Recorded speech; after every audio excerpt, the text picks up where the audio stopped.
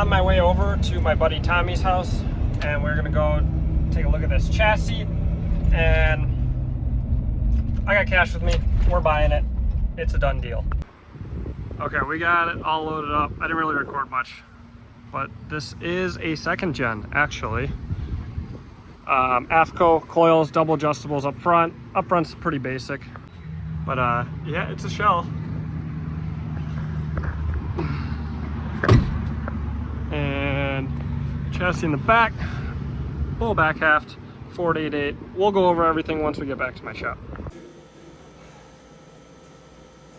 Alright. 1, 2, 3.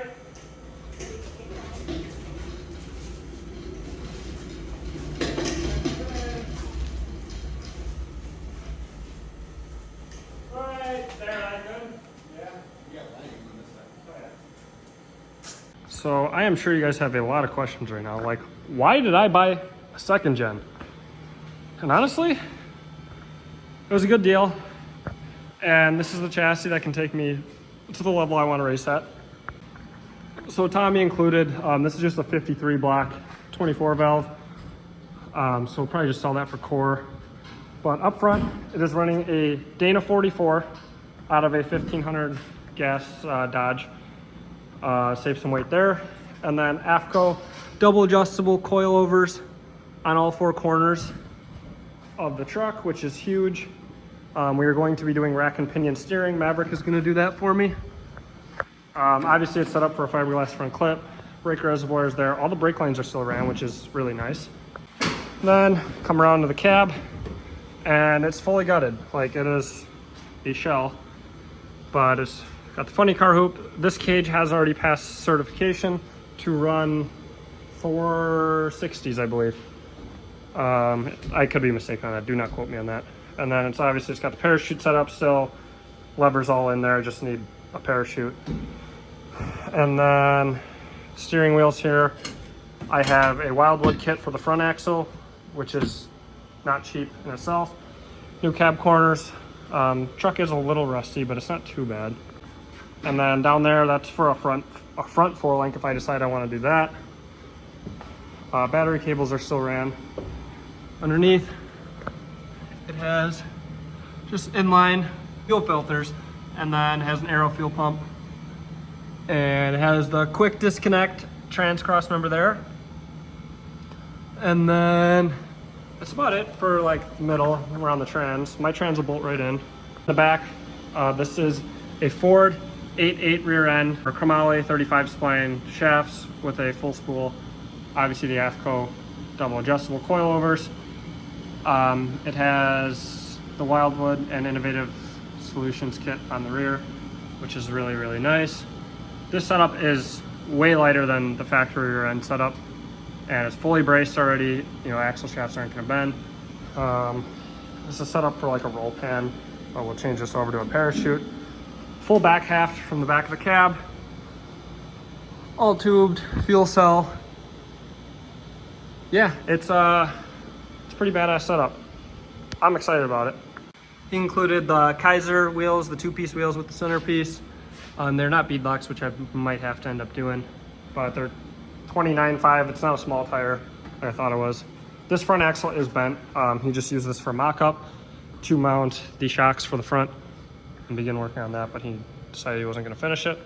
Over here we have another set of the Kaiser 2-piece wheels with 29.5 slicks that are brand spanking new. I'm not going to say what I paid for this, but it was a very good deal. I could not pass it up. So this truck with a 250-pound driver and a P-pump 24 valve with a single charger allegedly weighed 4,100 pounds race weight with him in it. Now, I have a decision to make on what I'm going to do for an engine in this truck, because I could probably drop my Duramax in this. No! God, please, no! No! No! No! Honestly, right now, what I'm planning on doing is I want to get my truck running right and get it into the 9s. I want to have that LML in the 9s with an actual LML body and chassis in it. just to say that I was the first one to do it, I guess. That's been the goal for the last 2 years, so that's something that I would like to accomplish before I make the switch. All right, we also got the my old Allison put back together, refreshed, and heading out to a customer's. So it's just a 750 build, clutches, stock hard parts, pretty basic. So we got kind of a exciting thing we're gonna go do. We're going to pick up the engine that is going to go into the 590 truck. It is a 08, it's out of an 08, I think, 6.7.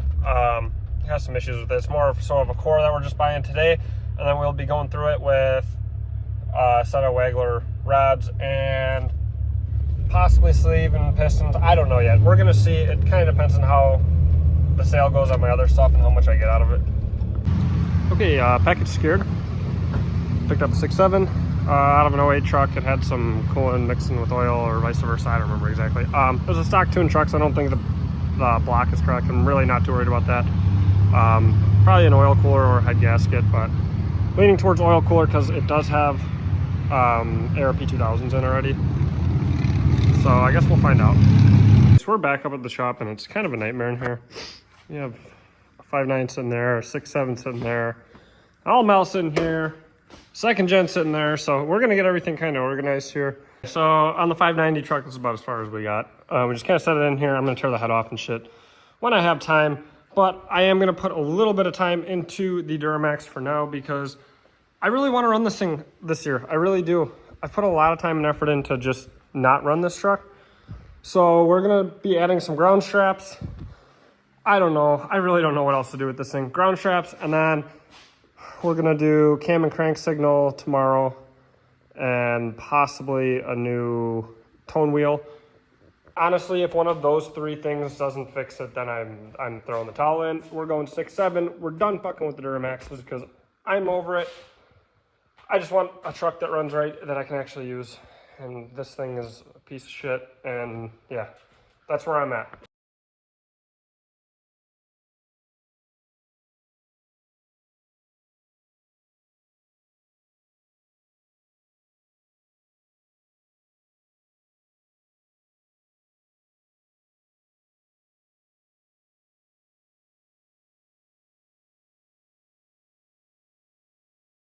I need to explain this, but I mean, it's pretty basic ground strap.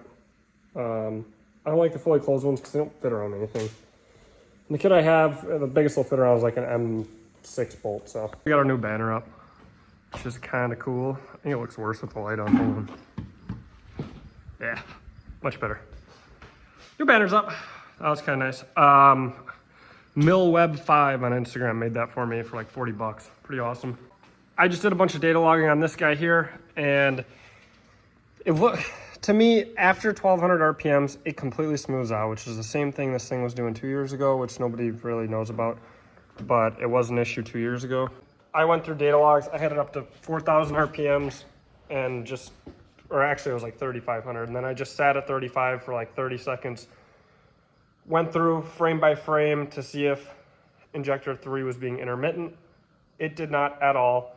So I'm debating running this thing. I probably shouldn't, but part of me really, really wants to run it. So we might be working and turning this thing up and seeing what it can do.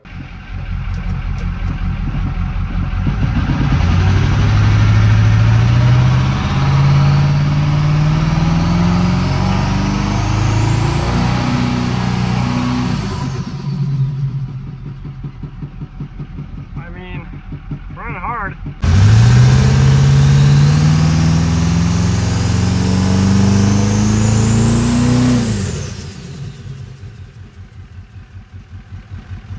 And I have recorded absolutely nothing, but we got a tune coming for this guy, hopefully tonight. And then we're gonna go dirt drag it tomorrow. I'm going to get a set of tires in a little bit. We got a trans temp gauge all wired up and installed. And then we changed the oil, checked the trans fluid, and we just gotta adjust the second gear band. And then we have over here 4 radiator fans that we are going to wire up to try to stay cool during dirt drags, because we are gonna have to hot lap. So Corey's helping me today, and we're gonna get them wired up. Probably just keep them simple because it's just all temporary. Same thing with the trans, like it's temporary, so I just put it right there. And then Corey's got a seat in the back.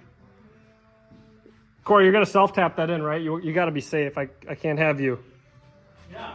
If we get in an accident, you gotta be safe, so we're gonna self-tap the feet to the floor and make sure he's really tied in there. Okay, so we really decided to just do this the easy way. Just pull the radiator out. It takes about 2 minutes. Now we can mount the fans onto there. Okay, for these, pretty much just zip ties. We feed them in between the channels. This is not the way I would ever do it on the truck I care about, but this truck's getting torn apart in a couple weeks, so I really don't care. And these are like zip ties that just close onto the fans to hold them in place.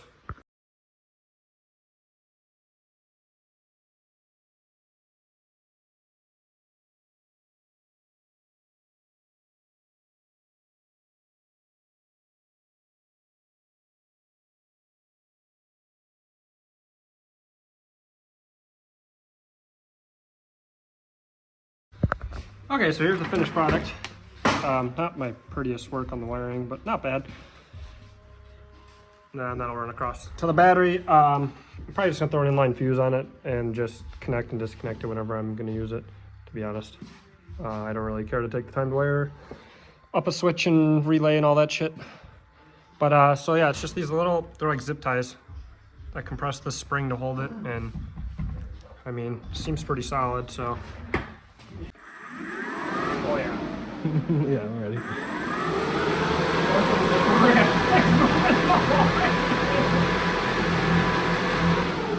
I'd say they're pretty good. To be fair, that is on an 18-volt battery though. Let's see if it sucks. We're gonna do some quick stages on this. We're just kind of going over everything, giving it a once over right now. Okay, we're topping her off with coolant, or should I say distilled water. And we're gonna do a little testing. Corey, what do we got going on here? New tires. New tires. These are gonna be our dirt track tires for tomorrow. Here's falling out. You got your captain or what? Yeah, there you go. Anyway, so we're gonna throw these guys on. We got the sharp edge forward. So if you feel the tread, you'll be able to feel which side's the sharp edge. It's usually the opposite of what they've been ran at recently. Helps on the dirt. And then we're gonna grab an S467 for tomorrow to throw on this truck because I don't have 4,000 plus RPM fueling yet. And it snuffs the charger if I shift at 3,800. So I'm gonna put a 467 on just for tomorrow. And then, yeah. Then we should be able to shift at 3,800 and it should rip. All right, we're on the meat. It's been a long time since this truck's been on meats. I know I really wouldn't call them meats. They're like, not all terrains, but not mud terrains.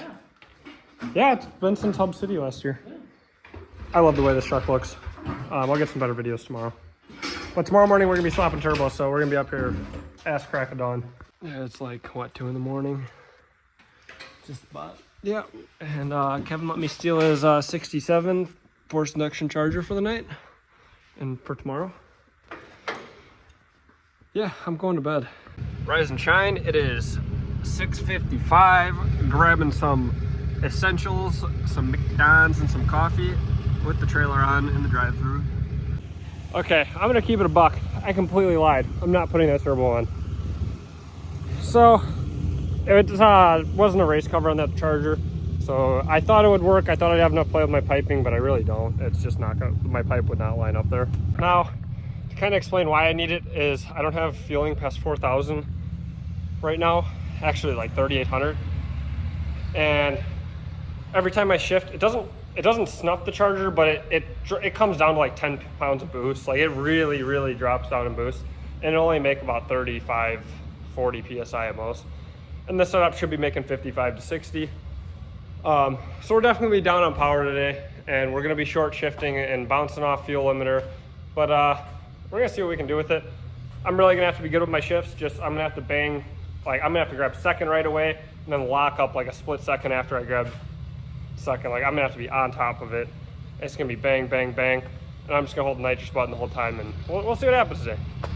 We're gonna throw like a 60 jet in it and just run it hard.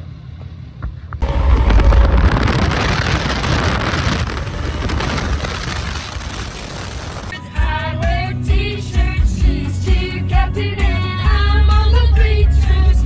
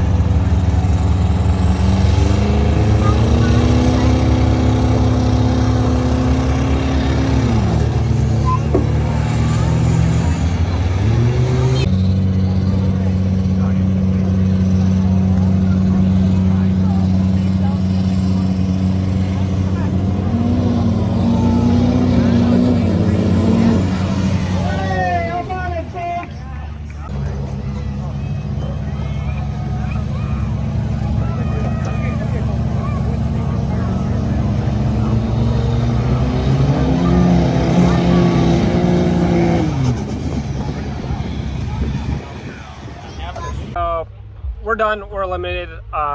Pretty much went exactly how I expected with not being able to put that smaller turbo on.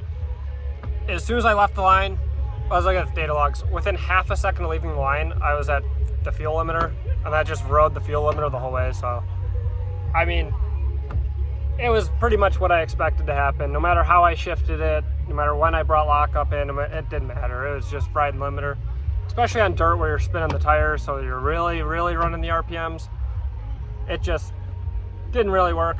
So we're gonna get that tuned, and then we'll come back for Hub City and see what you can do on the dirt. Well, you're having a good old time. We did quite the number today. A lot of Taco Bell. You're pungent. Still in one piece.